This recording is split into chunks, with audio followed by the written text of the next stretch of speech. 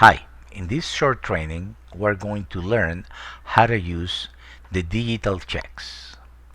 First, you need to go to the menu here, Settings, Digital Check Settings, and enter your API. You get this from their system and from your account with them.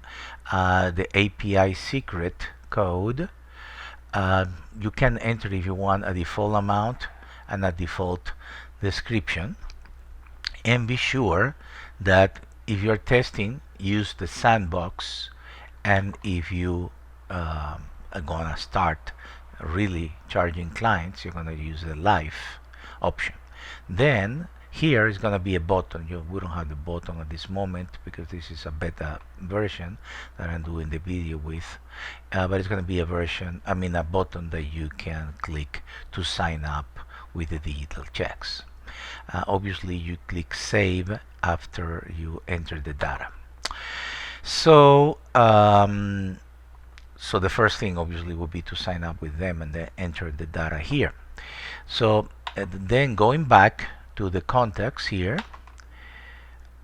let's say that you want to request, because the big difference with the digital checks is that you're going to request the money from your client, and it can be even of recurrent nature. So here you see at the right of the red gavel, you have kind of a small check, and here, okay, so you see here mode is sandbox.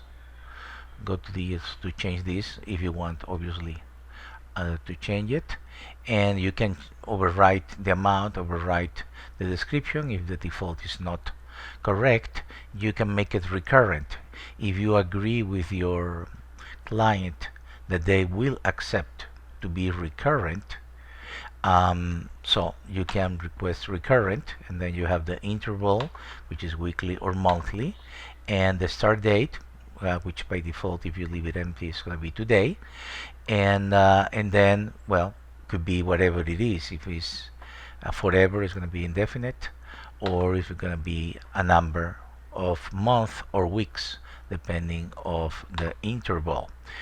More common is request just one, and then you will send the request. It's as simple as that.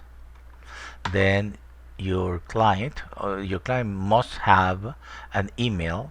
You see, check request sent to client, but I want to point out that when you enter here in this button again, you're gonna see the email of your client, okay, and which is the email that you have for your client. So you can click with a shift here if you want to make it really fast, and enter something if you don't have the data.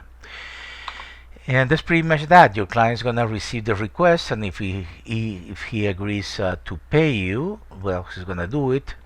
My suggestion is that you do a test with a record where you had put your own email, so you're gonna receive the request and you can see how it works.